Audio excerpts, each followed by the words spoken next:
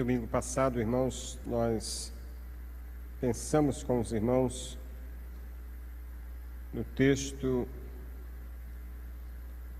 de Apocalipse 3:20.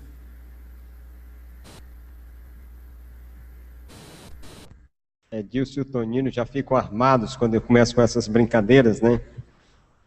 Que um dia desse eu vou dizer certo e eles vão dizer que está errado, porque quando eu digo aqui o Tonino já vai, não. Qual foi o texto, Tonino? Você disse que está errado, eu não estou dizendo? Você está dizendo que está errado só porque já sabe que eu vou brincar. Agora te peguei, Tonino. Cadê o texto? Edilson, socorro, Tonino, por favor. Nem colando não dá? Não é possível. Como é que você disse que está errado, Tonino? Só porque já sabe que eu estou fazendo como professor de cursinho, jogando casca de banana, né, Eric? O texto foi o que mesmo? Qual foi o texto? Eric, qual foi o texto? Peguei, Eric. Atos. Atos. Atos dos Apóstolos. Pelo menos o livro o Eric já acertou. Tá certo, Keila? Tá certo. Atos. Atos. Não é isso, Nairene? Atos 2, de 3 a 7. Atos 2, de 3 a 7. Davi Valentim, você acha que foi isso mesmo, né? Não estava domingo? Davi está escapando pela tangente, Davi. Oba! Fizemos um levantamento em Atos no início, né? Começamos com Atos 2, de 41 a 47, né, Nairene? De 41 a 47. Aí fizemos uma passagem em Atos, destacando uma expressão. Qual era a expressão? Cheios do Espírito. Cheios do Espírito. E então pegamos esse texto, essa expressão cheios do Espírito, para analisar, e analisamos o texto de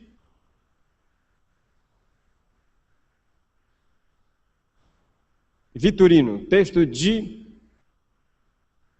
No pequeno grupo vocês discutiram isso, não é possível. Nantilde, Efésios 5, 18. Efésios 5, 18. O pessoal do pequeno grupo de segunda-feira discutiu isso de novo. Efésios 5, 18. Que diz: e não vos embriagueis, no qual há devassidão ou dissolução, mas enchei-vos do Espírito. E dissemos então que esse texto de Efésios 5,18 está no imperativo, portanto é uma ordem. Ser cheio do Espírito é o mandamento do Senhor para todos nós. Em segundo lugar, esse texto está no plural, enchei-vos. Não é algo para os líderes, os diáconos, os pastores, é para todo crente. Enchei-vos do Espírito. Em terceiro lugar, dissemos que esse mandamento está na voz passiva. Quando nós lemos enchei-vos no português, dá a ideia que a gente se enche, mas na língua da Bíblia a ideia é sendo enchidos. É na voz passiva. Então é o Senhor que nos enche, não somos nós que nos enchemos. E em quarto lugar, o tempo lá é o tempo presente, que dá a ideia de uma ação contínua, que corresponde mais ou menos ao nosso gerúndio na língua portuguesa. Então é enchendo-vos do Espírito, sendo cheios do Espírito. É algo contínuo, não é que você tem uma ação única. Eu estou cheio e acabou. Não é algo para todo dia, é algo para a caminhada cristã. Por isso que na pesquisa em Atos a gente destacou que o mesmo grupo, em vários momentos, estava sendo dito do mesmo grupo, que foram cheios do Espírito. Esse mandamento, esta ordem, este texto é para a igreja em Éfeso. A igreja em Éfeso. E eu quero que os irmãos vejam comigo como vai ser o progresso dessa igreja com o tempo. Então vamos para o livro do Apocalipse, capítulo 2. Capítulo 2. Aí no livro do Apocalipse começa então as cartas do Senhor às igrejas cristãs. E a primeira delas é exatamente aquela que Paulo disse: enchei-vos do Espírito, não vos embriagueis com vinho. Apocalipse 2, de 1 a 7. Me acompanhe, por favor, nesta leitura. Ao anjo da igreja em Éfeso escreve: isto diz aquele que tem na sua destra as 7 estrelas, que anda no meio dos 7 candeeiros. Conheço as tuas obras, e o teu trabalho, e a tua perseverança. Sei que não podes suportar os maus, e que puseste à prova os que se dizem apóstolos e não o são, e os achaste mentirosos. E tens perseverança, e por amor do meu nome sofreste, e não desfaleceste. Tenho, porém, contra ti, que deixaste o quê? O teu primeiro amor. Lembra-te, pois, de onde? Lembra-te, pois, de onde caíste, e arrepende-te, e pratica as primeiras obras. E se não, brevemente virei a ti, e removerei do seu lugar o teu candeeiro. Se não te arrependeres, tens, porém, isto, que aborreces as obras dos nicolaítas, as quais eu também aborreço. Quem tem ouvidos, ouça o que o Espírito diz às igrejas. Ao que vencer, dar-lhe-ei a comer da árvore da vida que está no paraíso de Deus. Como dissemos domingo passado para os irmãos, Éfeso era a mais rica e a maior cidade, a cidade mais importante da Ásia Menor neste período do Novo Testamento. Era um grande centro comercial, mas era também o centro do culto a Diana, chamada Diana dos Efésios. O seu templo era tão majestoso que era considerado uma das 7 maravilhas do mundo antigo. Era uma cidade cheia de magia, de superstições, de feitiçaria. Falamos isso domingo passado. Também era uma cidade onde havia o culto ao imperador. Foi ali, nesta cidade supersticiosa e cheia de feitiçaria, que Paulo fundou uma igreja cristã em sua segunda viagem missionária. Na terceira viagem, Paulo se demorou naquela cidade durante 3 anos. Por 3 anos ele ensinou àquela igreja a palavra de Deus. E por 3 anos muitos se converteram, muitos magos, feiticeiros, e houve um dia muito marcante em que muitos desses convertidos foram à praça da cidade e levaram os seus livros de magia, de feitiçaria e queimaram em praça pública.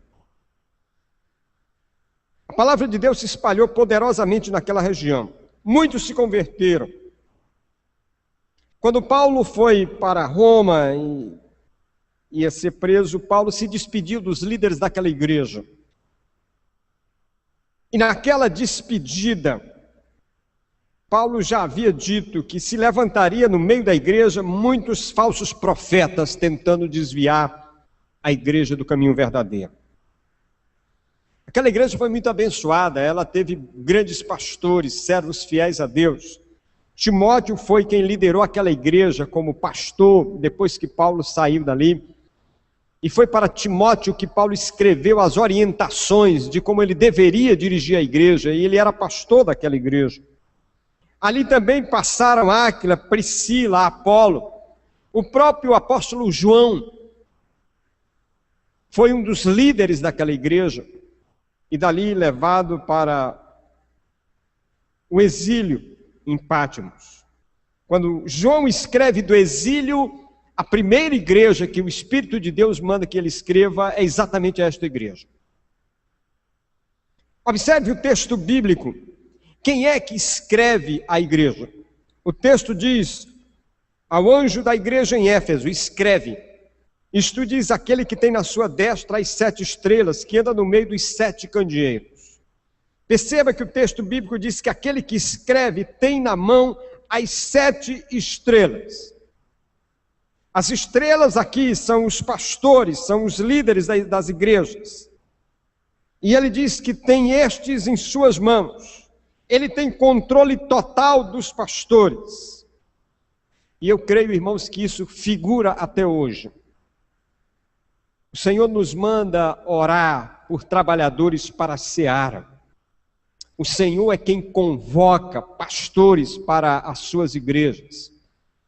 E quando homens não são convocados pelo Senhor e se intrometem no meio da igreja, causam danos profundos à igreja, causam danos profundos às vidas, porque não são chamados pelo Senhor. Infelizmente, há muita gente se autodenominando de apóstolo, de pastores, se auto-intitulando e entrando dentro do rebanho do Senhor. Mas a Bíblia diz aqui que ele é quem tem estes em suas mãos. Ele protege, ele chama, ele sustenta, mas ele também disciplina. Estão nas mãos do Senhor. E diz o texto que ele também é aquele que anda no meio dos 7 candeeiros. Ele está presente. O candeeiro aqui são as igrejas, ele está no meio dos candeeiros, ele circula, ele conhece.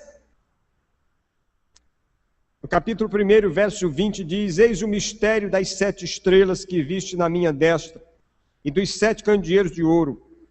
As estrelas são os anjos das 7 igrejas e os 7 candeeiros são as 7 igrejas. O Senhor anda no meio da igreja, ele conhece a igreja. Isso, irmãos, a palavra de Deus estava dizendo para aquela igreja, que domingo passado nós lemos que Paulo desafiava a que remisse o tempo, a que não dormisse, a que não se embriagasse com vinho, mas que fosse cheia do Espírito Santo. O Senhor está dizendo a esta igreja: eu ando no meio da igreja, eu conheço a igreja. Ninguém, irmãos, melhor do que o Senhor conhece a primeira igreja batista em Teresina.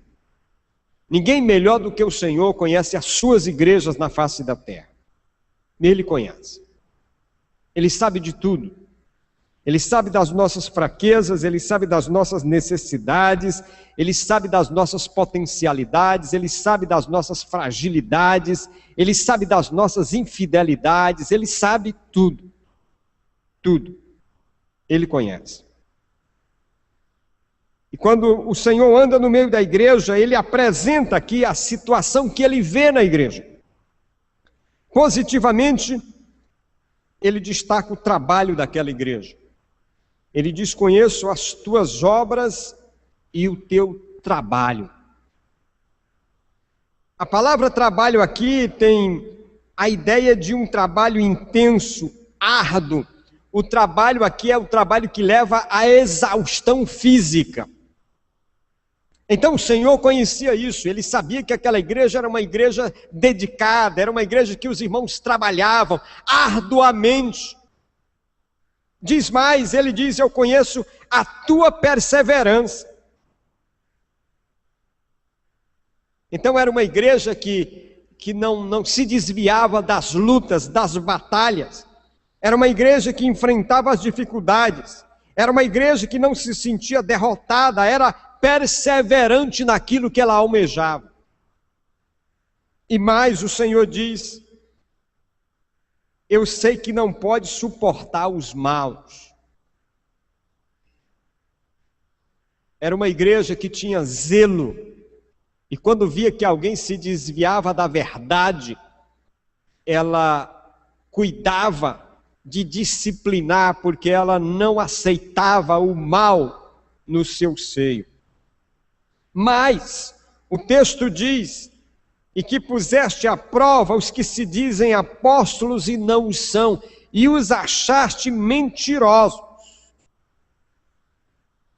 Aquela igreja era uma igreja zelosa pela palavra, e quando alguém se dizia apóstolo, quando alguém se dizia chamado por Deus, ela colocava à prova. E o texto diz que ela colocou vários à prova e descobriu que estes eram falsos, eram mentirosos, eram enganadores.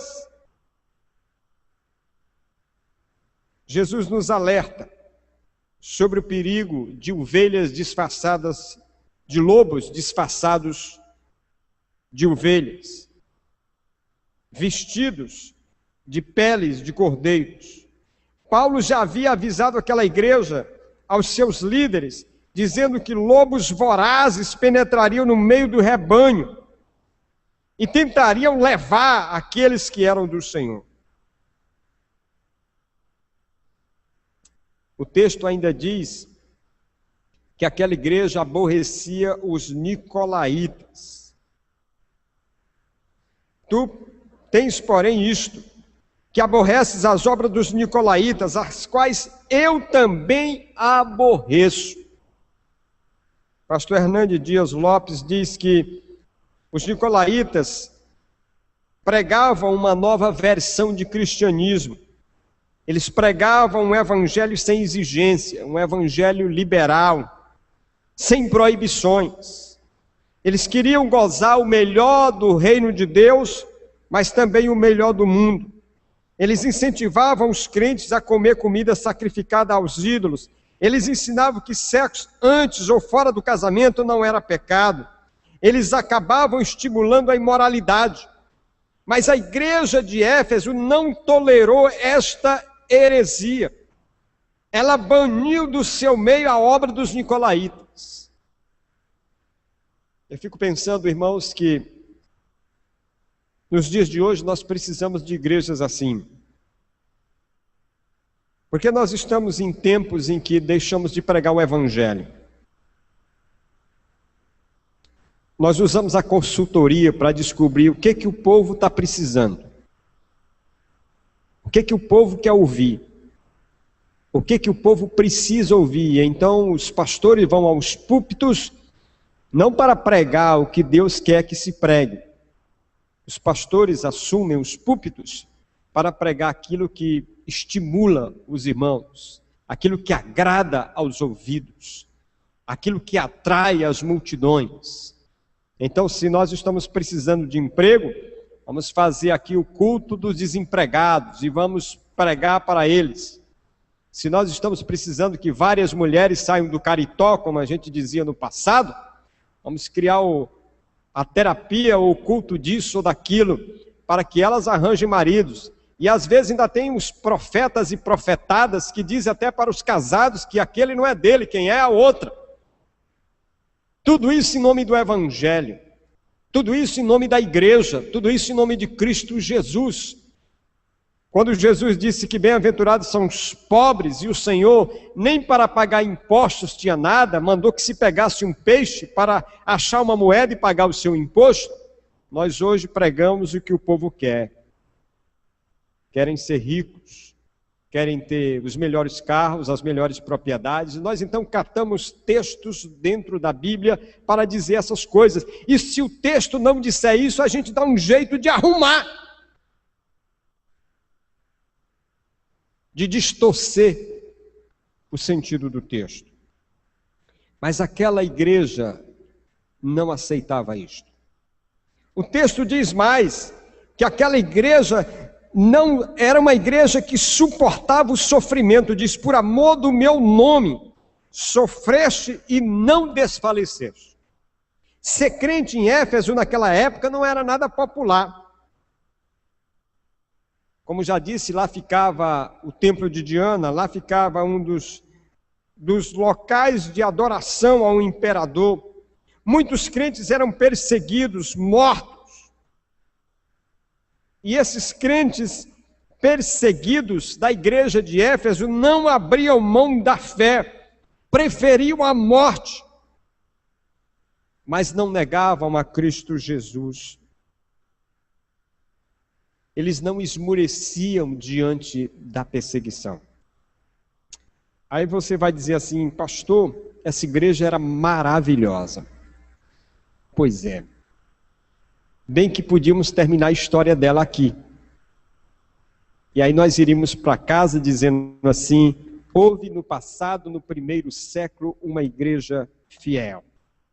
Uma igreja que zelava pela palavra, uma igreja que ensinava a doutrina, uma igreja que não suportava falsos ensinos nem falsos mestres. A gente podia terminar aqui e dizer, graças a Deus, temos uma inspiração, vamos para casa e vamos tentar imitar essa igreja. Infelizmente, a história não acabou aí. Tenho, porém, contra ti, que deixaste o teu primeiro amor. Sabe o que é isso? Perdeu o entusiasmo. Perdeu a alegria. Sabe aquele primeiro amor quando você aceitou Cristo como Salvador? Você lembra daquilo? Que para você ler a Bíblia era tão importante. Eu lembro que eu li a Bíblia vindo do diocesano, meio-dia, saía do diocesano, andava a pé até a Vermelha, e eu carregava a Bíblia lendo na calçada, dei de testa num poste e caí. Mas era assim que eu li a Bíblia. O meu tempo era tão curto que eu queria ler a Bíblia, eu queria conhecer a Bíblia, e se eu não fizesse isso, eu teria desistido, porque logo que eu me converti, eu fui chamado na diretoria lá, e o padre, meu diretor, tentava me convencer de todos os meios que eu estava errado. Graças àquele porte que eu bati nele, de tanto ler a Bíblia, eu tinha palavra para responder a tudo que ele me dizia, porque a Bíblia era a coisa mais importante da minha vida. Eu levava 6, 7 livros para o diocesano assim, ó, penso, torto, de carregar aqueles livros. Não tinha essas mochilinhas que a gente puxa hoje, de carrinho, de rodinha, não tinha isso não. A gente carregava era no muque mesmo, né? Não tinha dinheiro para pegar táxi nem nada, era a pé, até a Vermelha, Davi Caldas 1734. Era a pé. Mas o livro de um lado e a Bíblia do outro, lendo, na calçada. E eu lembro que nesse dia esqueci do porte. Pois é, o texto bíblico está dizendo aqui que havia uma igreja zelosa pela palavra, havia uma igreja que cuidava do culto, havia uma igreja que botava no teste quem se dizia que era chamado para pregar o evangelho, mas havia uma igreja aqui que tinha perdido o entusiasmo, tinha perdido o primeiro amor. Trocou o amor ao Senhor pela doutrina, trocou o amor ao Senhor pelo trabalho. Ah, irmãos, tem muitos de nós achando que a gente simplesmente indo para a igreja é suficiente. Tem muitos de nós achando que a gente simplesmente conhecendo muito da Bíblia é suficiente. Tem muitos de nós achando que a gente trabalhando muito na igreja do Senhor é suficiente. A Bíblia diz que o amor é a marca do discípulo. A Bíblia diz que sem amor os nossos dons não valem nada. Jesus está muito mais interessado no nosso amor do que no nosso trabalho. Odiar o erro e o mal não é o mesmo que amar a Cristo. O trabalho de Deus não pode tomar o lugar de Deus. Deus está muito mais interessado no meu relacionamento com Ele do que naquilo que eu faço para Ele. Deus está muito mais interessado em que você o conheça mais e mais e conviva com Ele mais e mais do que naquilo que você vai fazer para Ele.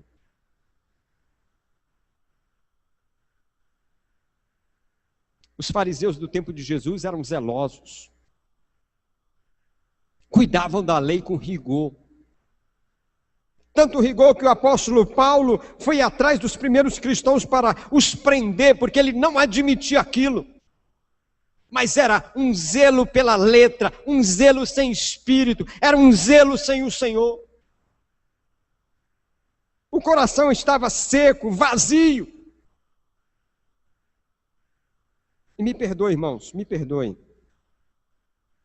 Eu não quero machucar nenhum dos irmãos, não. Eu tenho, inclusive, tentado sarar as feridas. Não quero causar feridas em ninguém, não. Mas eu não posso deixar de falar isso, não. Que muitas vezes nós cantamos aqui e eu acho que nós estamos enterrando alguém. eu acho que nós estamos sepultando alguém. Porque nós cantamos sem nenhuma vibração, nós cantamos sem nenhuma alegria, nós cantamos sem ardor, nós cantamos sem aquele desejo de que Deus de fato ouça o que está no nosso coração. Eu fico pensando, irmãos, que nós nos perdemos no caminho. Nós enveredamos por tantas coisas que esquecemos do Senhor. O nosso amor pelo Senhor não é demonstrado. Onde está o desejo de conhecer o Senhor? Onde está o desejo de falar com Ele? Onde está o desejo de conviver com Ele? Onde está o desejo de saber qual é a vontade dEle e abrir mão da minha? Onde está? Lembra daquele Gerazeno? Que não havia cabeça que suportasse. Que é chamado de legião, tantos demônios que tinha na vida dele, ninguém gostava dele, ninguém queria ele. Era um rejeitado de tudo e de todos.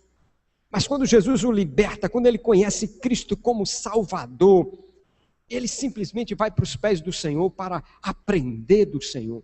E quando o povo da cidade chega e pede para Jesus sair, porque tomaram um prejuízo tremendo com os porcos que morreram lá, e eles pedem que Jesus saia dos seus termos, a Bíblia diz que aquele homem suplicava a Jesus para que fosse com ele. Sabe o que era mais importante para ele agora? Era estar com Jesus. Lembra daquela mulher que ungia Jesus com perfume caríssimo? E Judas fica lá remoendo, falando com os outros que aquele dinheiro era demais. E a palavra diz que ele estava fazendo aquilo porque na verdade ele tinha interesse no dinheiro. Mas enquanto ele avaliava que aquilo era muito gasto, era muito perfume jogado fora, era muito dinheiro jogado fora, para aquela mulher, aquilo não era nada, porque o amor dela para o Senhor para ela era mais importante do que qualquer coisa. Quando eu olho a pastoral de hoje, e eu destaco aí, o avivamento na igreja no início faz com que as pessoas ali, item 3 da nossa pastoral, vendiam as suas propriedades e bens e o repartiam por todos, segundo a necessidade de cada um. Atos 4:32, da multidão dos que criam, era um só o coração e uma só alma, e ninguém dizia que coisa alguma das que possuía era sua própria, mas todas as coisas lhes eram comum. 4:34, porque todos os que possuíam terras ou casas, vendendo-as, traziam o preço do que vendiam e depositavam aos pés dos apóstolos. Eu sei que você vai dizer assim, pastor, o senhor está virando aí desses igrejas aí que mandam o povo vender e trazer o dinheiro para a igreja? Não estou querendo dizer isso não, irmão. Longe de mim dizer isso. Estou querendo dizer que quando nós descobrimos que o Senhor é mais importante na nossa vida, os próprios bens perdem o valor e o significado. Porque nós olhamos para esses bens e descobrimos que sem Deus eles não têm sentido. E eles terão muito mais valor na mão de Deus do que na nossa mão. Eu só estou dizendo, irmãos, que o primeiro amor significa dizer que nós amamos o Senhor de todo o coração, de toda a força, com todo o entendimento. Eu só estou querendo dizer para você que a igreja que perde o primeiro amor, ela pode zelar pela pregação, pela doutrina, ela pode zelar pelos líderes, ela pode ter os melhores pastores, como a igreja de Éfeso teve.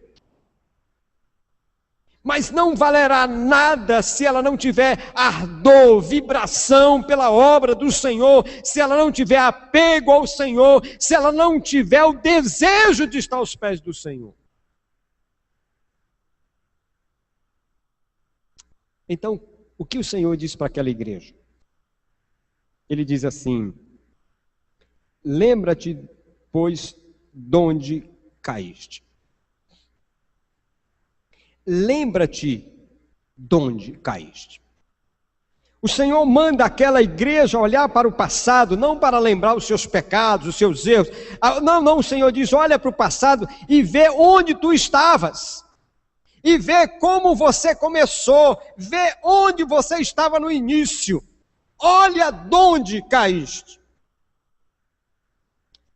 Lembra do filho pródigo? Foi isso que ele fez.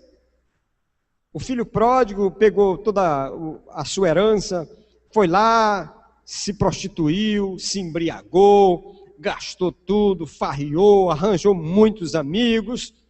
Quando acabou o dinheiro, não tinha mais amigo, não tinha mais nada, porque de fato nunca teve amigo, era só interesseiros.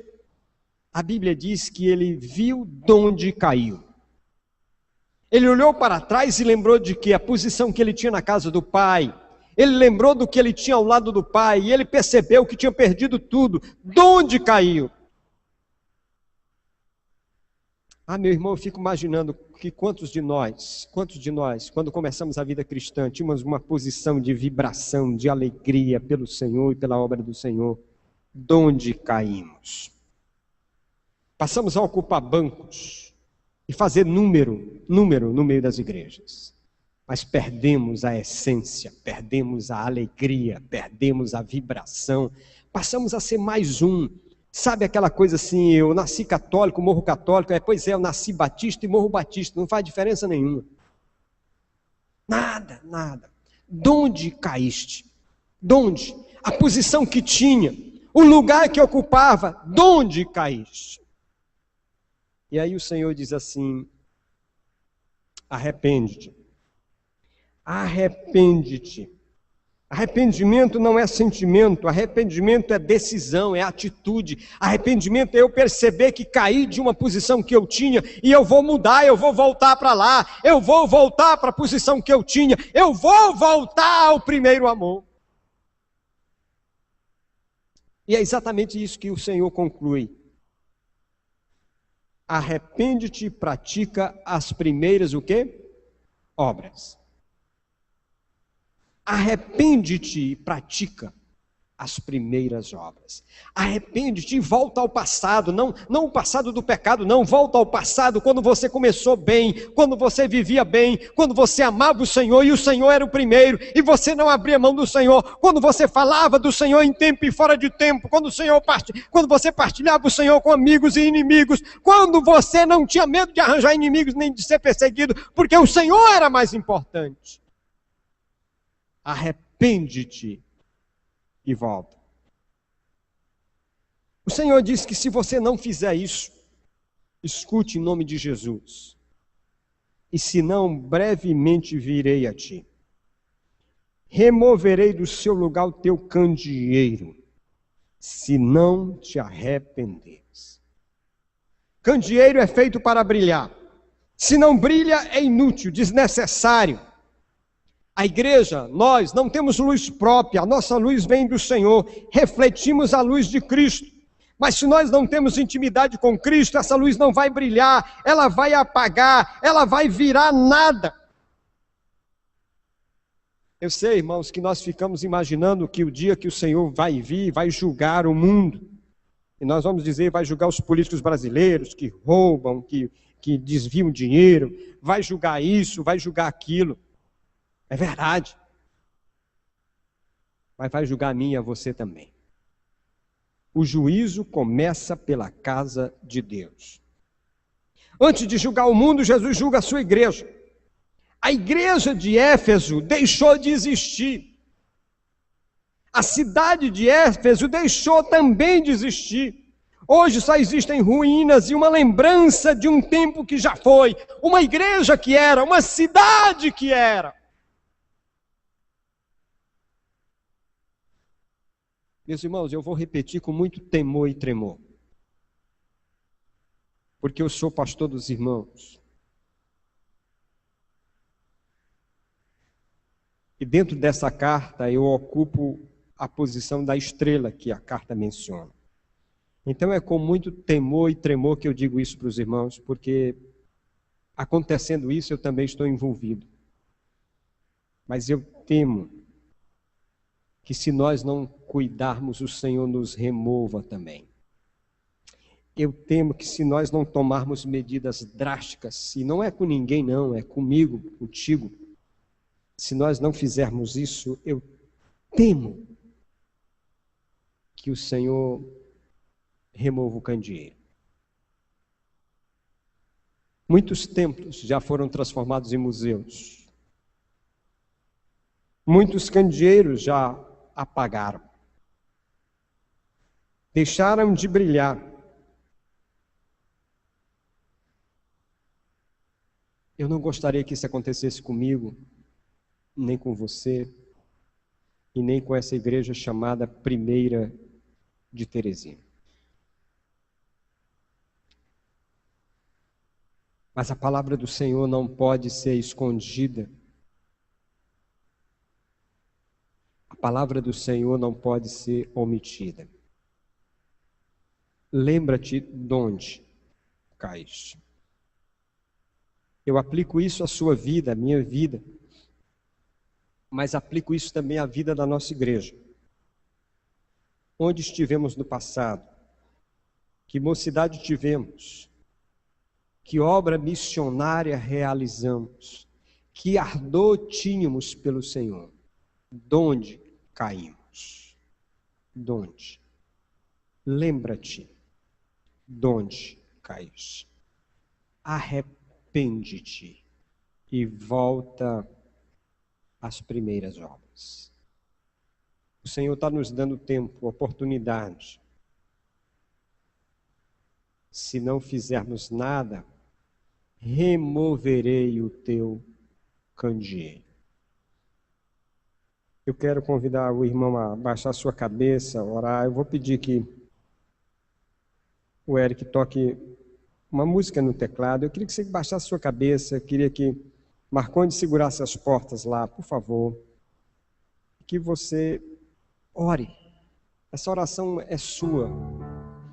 É para você e Deus, não é para mim, não é para ninguém. Fale com Deus. Fale com Deus. O nosso grupo de louvor vai cantar suavemente, enquanto você